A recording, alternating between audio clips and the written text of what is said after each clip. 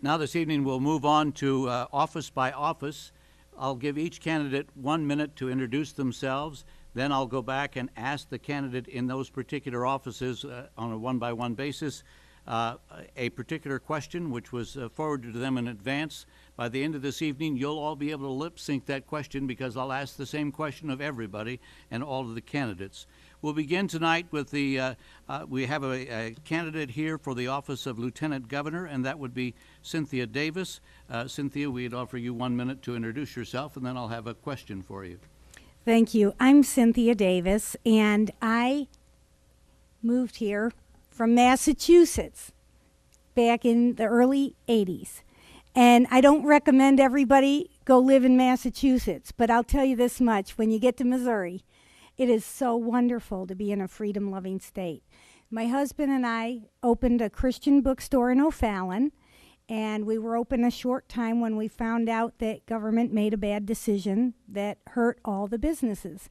So after engaging in the process, I finally realized that we can't fix government unless we're going to get involved and do something to correct the problem. And so I ran for state government. First, I ran for local government and spent over 8 years in O'Fallon city government. And then I ran for state government and spent 8 years in Missouri state government until I got term limited. And then I found that really, all governments have a similar problem, and that is they tend to be greedy and seek to extract the maximum and grow unless somebody slows them down. That's why I'm here.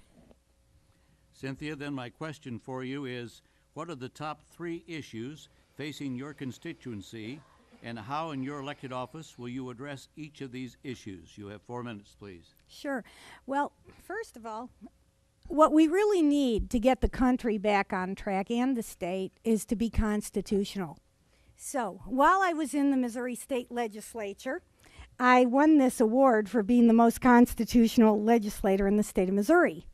And what's cool about the Constitution is it's our common denominator. Everybody can agree that it's time to be constitutional.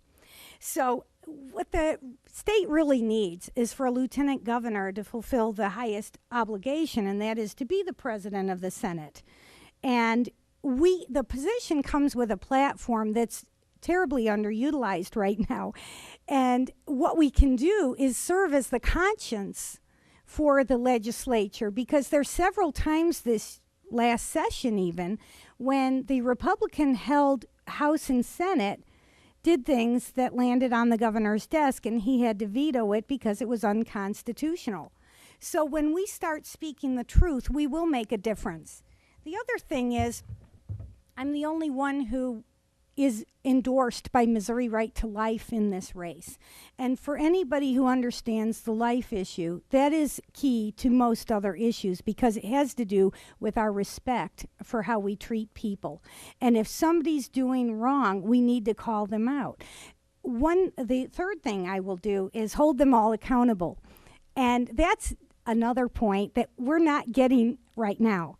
When people, let's say it this way, when you have a Republican or a Democrat in that seat, their first goal is to make the Republicans look good or the Democrats look good. And we're not getting real, honest debate. And we're having so much effort go toward cover up and make our party look good so we can all get reelected that there's a great void of truth going out to the citizens. So if both parties have let us down, what is the best way to correct it? Is to have somebody who's willing to be brave enough to stand up and do what's right. I intend to have sessions in my office with the legislators where they can learn what we're doing before it's too late. And having served as a floor whip in the House, I can't tell you how frustrating it was to have bills come to the floor and people didn't know what's in them. The leadership knows, but the rank and file don't. And if you're tired of getting those panic emails saying they're about to do something awful again, we can have a better way of correcting government if we will start with having good information and focusing on what's right and what's wrong.